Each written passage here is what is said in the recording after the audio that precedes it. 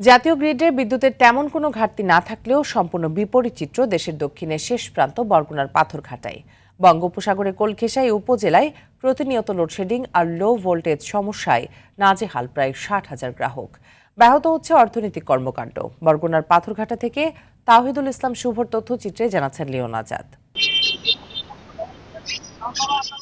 জাতীয় গ্রিডে বিদ্যুৎ সরবরাহের স্বস্তি থাকলেও বরগুনার পাথরঘাটা উপজেলার চিত্র যেন মুদ্রারোপিত। বঙ্গোপসাগরের উপকূলবর্তী এই জনপদে লোডশেডিং আর লো ভোল্টেজ এখন নিত্যদিনের সঙ্গী, যার কারণে চরম ভোগান্তিতে পড়েছেন উপজেলার প্রায় 60,000 বিদ্যুৎ গ্রাহক। বর্তমানে পাথরঘাটা থেকে প্রায় 66 কিলোমিটার দূরে পিরোজপুরের ভান্ডারিয়া ও মঠবাড়িয়া হয়ে একটি দীর্ঘ লাইনের মাধ্যমে এখানে বিদ্যুৎ সরবরাহ করা হচ্ছে।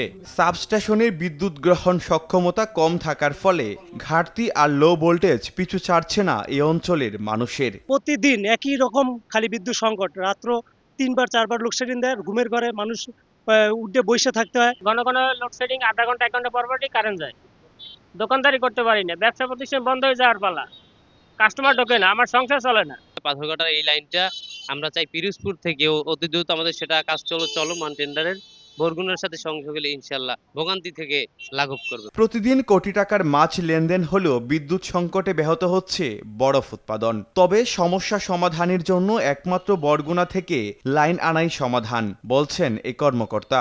একই সাথে সব লাইন চালু করলে সঠিক মানের ভোল্টেজ গ্রাহক পায় না, যার কারণে যন্ত্রপাতির ক্ষয়ক্ষতির সম্ভাবনা থাকে। এই জন্য আমরা কিছু সেট করি।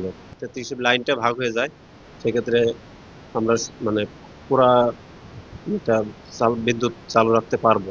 দেশের দক্ষিণাঞ্চলের অন্যতম প্রধান অর্থনৈতিক কেন্দ্রকে সচল রাখতে বিষখালী নদীর উপর দিয়ে লাইন টানলে এই সংকটের অবসান ঘটবে, এমনটাই প্রত্যাশা ভুক্তভোগী লাখো মানুষের। লিওন আজাদ, RTV।